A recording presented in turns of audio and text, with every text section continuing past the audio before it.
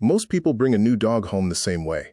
They carry them through the front door, introduce them to the existing dog in the living room, show them around the house, and wait to see what happens. What happens in most cases is a combination of stress, resource guarding, territorial behavior, and a level of anxiety in both dogs that takes weeks to undo, if it gets undone at all. The first 72 hours in a new home set the neurological and behavioral baseline for everything that follows. Get them right, and the transition is smooth. Get them wrong, and you spend the next 6 months managing problems that did not have to exist. Welcome to Canine Guide, practical knowledge that actually protects your dog. This sounds obvious. It is not obvious in its implications.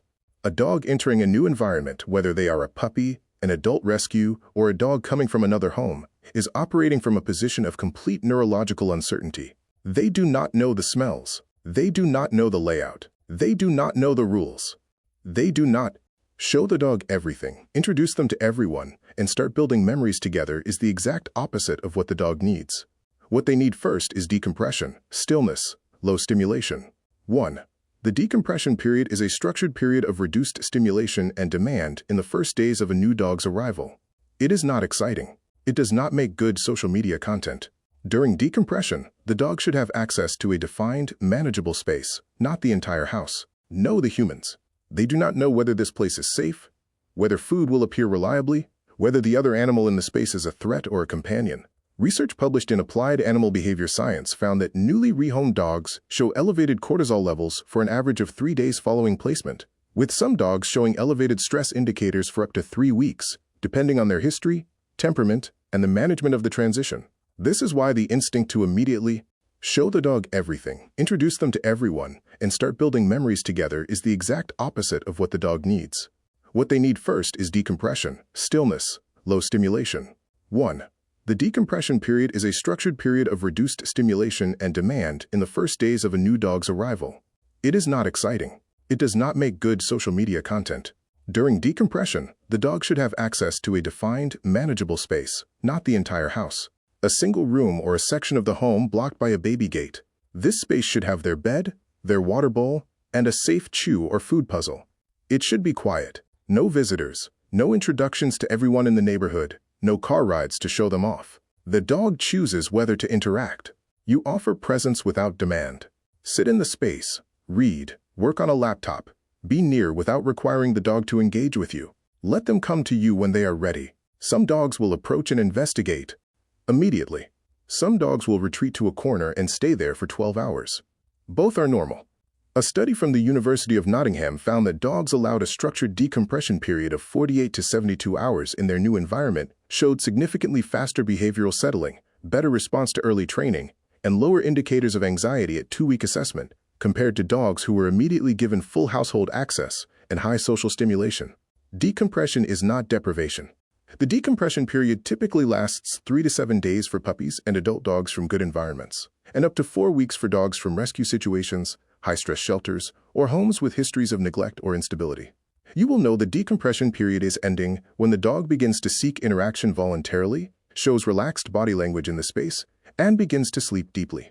2. If you are bringing a second dog into a home that already has a resident dog, the introduction must happen outside, and must happen before either dog enters the shared home space. Dogs are territorial animals.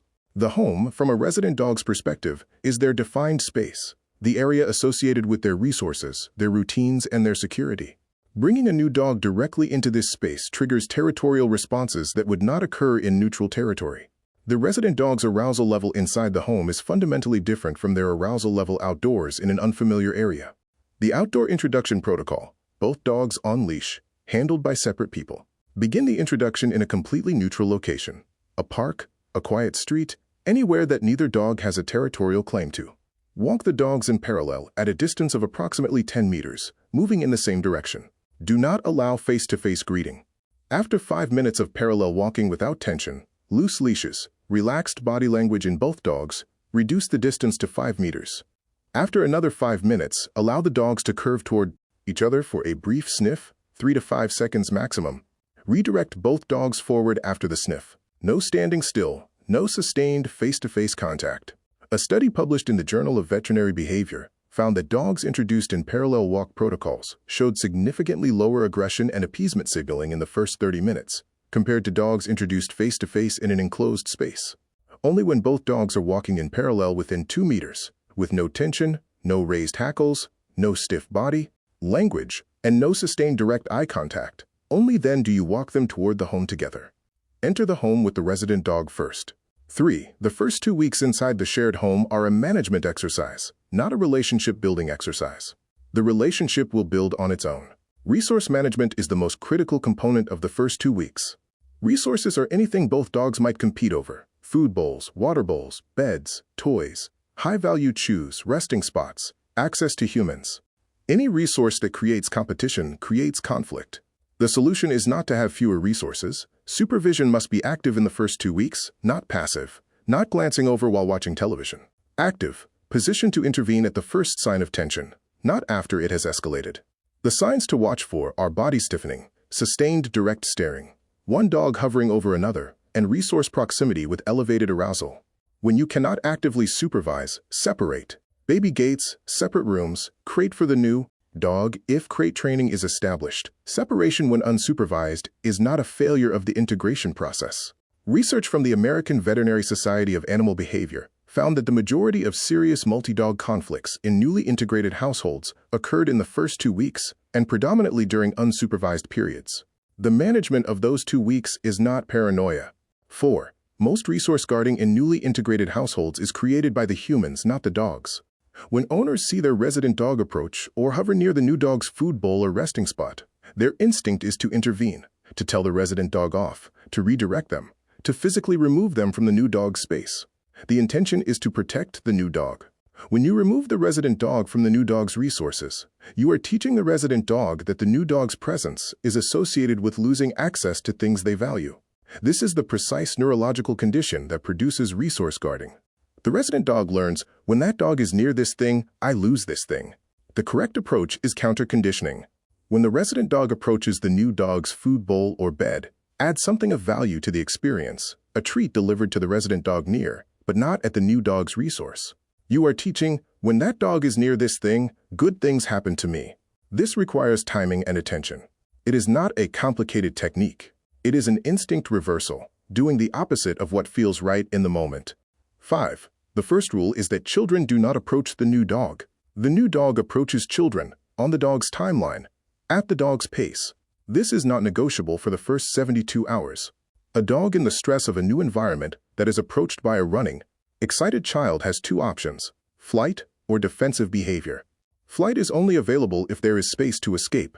If the child corners the dog or follows them when they try to leave, defensive behavior becomes the only option available. The protocol: children sit calmly on the floor, ideally with a treat in a loosely open hand. No reaching out, no direct eye contact, no excited voices. Wait for the dog to investigate. Let the dog sniff the hand.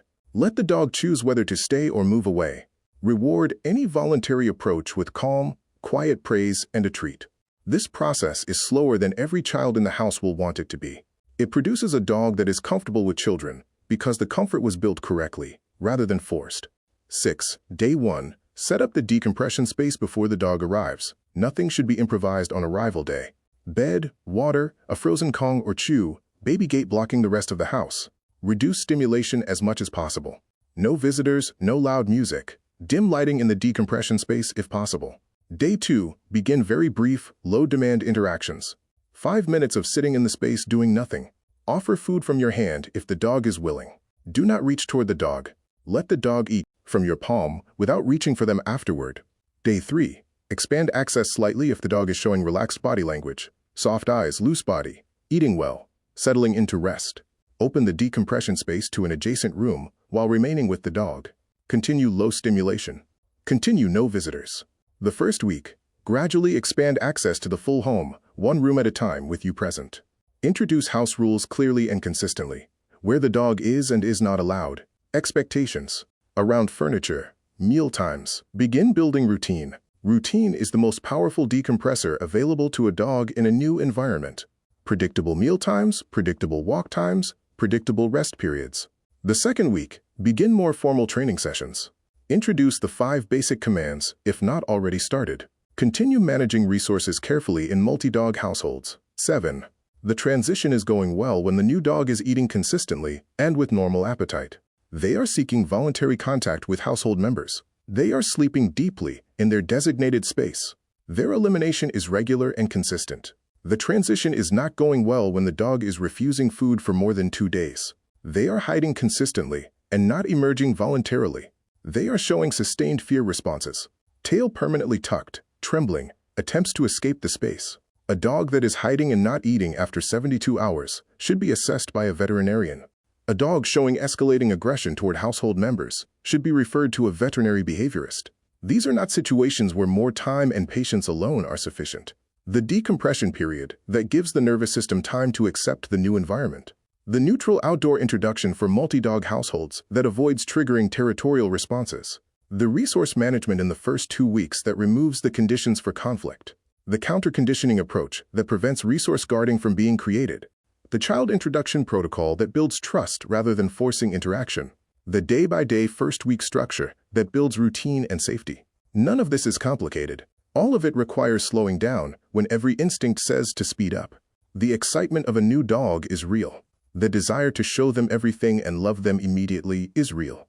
If this video helped you bring a dog home in the right way, share it with someone who is about to make every mistake in the first hour. Subscribe to Canine Mind World. Every week, the practical knowledge that makes the real difference for the dog that is counting on you to get it right.